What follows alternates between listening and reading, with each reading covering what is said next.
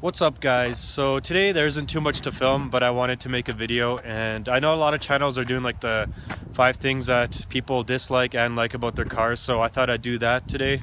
Interesting fact number 1, a lot of people from the States probably don't know this, but with like these Japanese cars, you don't need to press the clutch in to start them up. So yeah, this car is like factory manual, so but still you don't need to press the clutch. See, there it is, just turning the key.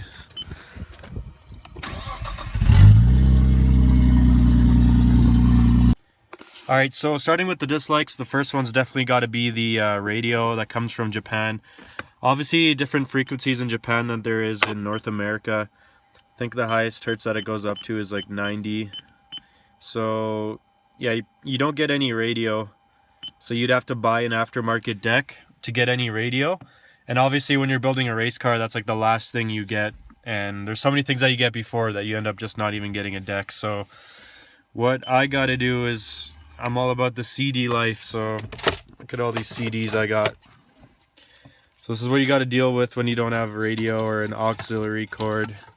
Just a shitload of CDs.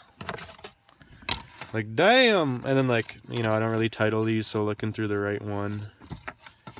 Yeah.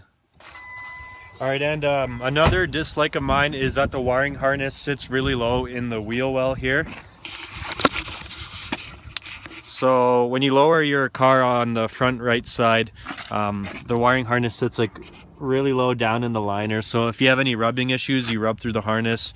It's happened to me and it's happened to Charles and probably a lot of other Skyline owners. So you probably don't want to go too low on this end. Otherwise you'll fuck up your shit. And while we're on the topic of like the wheels, another dislike has got to be the fitment. And I know I get a lot of comments about this for people telling me to get spacers, but as you can see, the front and back are pretty sunk. It's just the problem because like the threads on the front are really short, so I can't even fit a 5mm on here.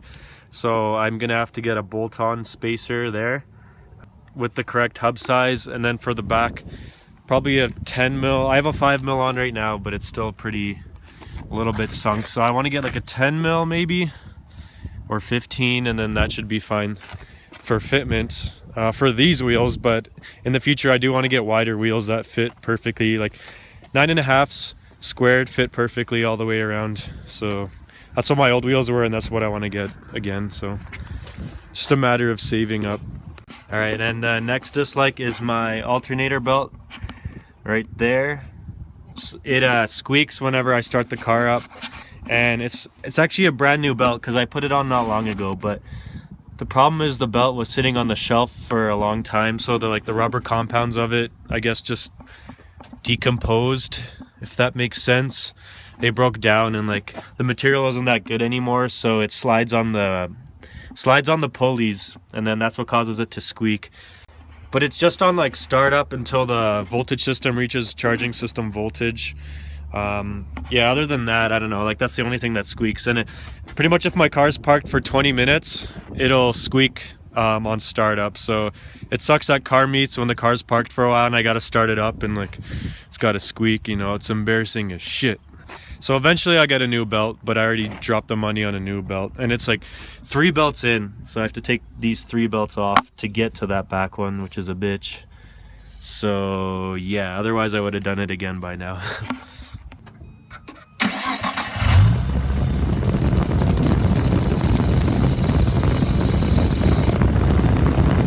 I'll just add on that the tension is fine. Like we tested the tension and like I measured it with the tool. It's like perfect. Bonus shitty thing about my car, not really vehicle specific, but both the back of the skirts are cracked from getting onto hoists. It's just kind of something you got to deal with when having a low car and like not taking the skirts off to get up. But yeah, that's a shitty thing. I guess my next kind of dislike is my front bumper. I have mixed feelings on it. Sometimes I think it looks okay. Sometimes I think it looks bad. I don't know, it just depends on the angle and like the light and stuff, but I also do get a lot of comments about this. I kind of like the 90s like look on it. I know a lot of people think it's a bit ricey, but yeah. So I don't know if I'm gonna keep this in the future or go back to my stock bumper with like a front lip, or just go to like a GTR bumper, but then I'm worried it's gonna be too aggressive in the front and then like nothing to back it up at the side of the car or the rear. So yeah, and I still have to make a grill for this front bumper because you kind of just see all this crap. All right, and now for the likes. I have HKS Hypermax 3 coilovers, which retailed. They're discontinued now, but they weren't when they were new. They were around 4,000 brand new, and I got them off of a Japanese auction website for around $400. So I was pretty stoked on that. Next like about my car is my battery, which is awesome. Usually when you import a car from Japan, the battery's like the first thing you got to swap out because they're dead. But yeah, I got this car 2 years ago, and this is the battery that came in the car. It's really small. And yeah, like I said, it's been through 2 years, 2 winters. One of the winters I drove it somewhat, so I had like a lot of cold crank startups, and the other winter it was parked and plugged in for the majority of it, and like it's never let me down. The OCV's at like 12.8, so it's still a very healthy, like brand new battery. It's never let me down, which is pretty awesome because like these Japanese batteries have a reputation for being shitty, so I'm pretty stoked that it's been 2 years with no issues, knock on wood.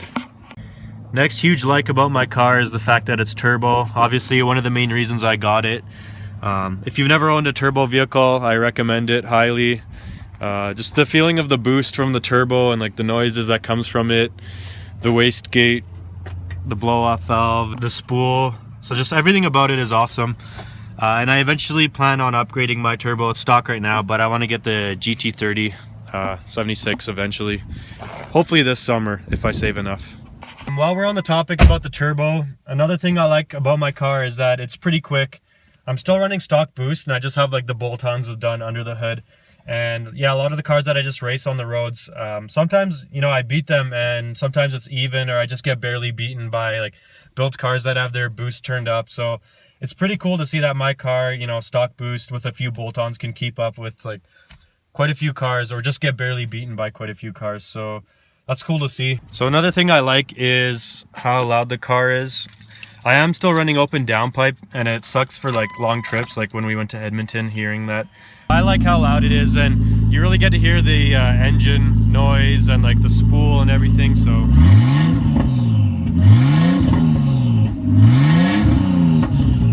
yeah, I think it's sweet. Another thing I like about the car is that it snaps quite a few necks. There's a lot of people at like red lights and stuff that like tell me, oh, nice car, what kind of car is it even, and like how much I pay for it and stuff. But yeah, it gets a lot of interest from people, which is pretty sick to see. And the main thing I like about the car is that it's a sedan, R34 sedan, and they're not very popular, and I was like the first or the second person to import it into my city. Yeah, main reason being it's not popular, like no one had it at the time. And it's pretty cool in the city whenever somebody talks about an R34 sedan, like this is the main one that people think of right away. So yeah, like not bragging or anything, but when people talk about R34 sedans here in Calgary, they think of this one first off right away, especially because it was like one of the first ones here in the city. I know a lot more people are getting them now. There's like 3 more white ones and like a red one and a blue one. But yeah, it's cool to be known as like the R34 sedan guy in the city. You know, like with other cars, like I don't know, say like, I don't know, a GTR, someone can be like, oh, you know that one GTR, and then they're like, oh, this guy, and they're like, oh no, the silver one, oh, this guy, no man, the other guy. So like it's awesome having a car where like someone just says, oh, R34 sedan, and they're like, oh yeah, David, Lowcals, right? And they're like, yeah. So that's another huge reason I got this, because they're not popular and people didn't have them. They're bringing more of them in now. So I hope you guys enjoyed this video, just a short little one. I wanted to make a video like I said, but let me know what you guys think.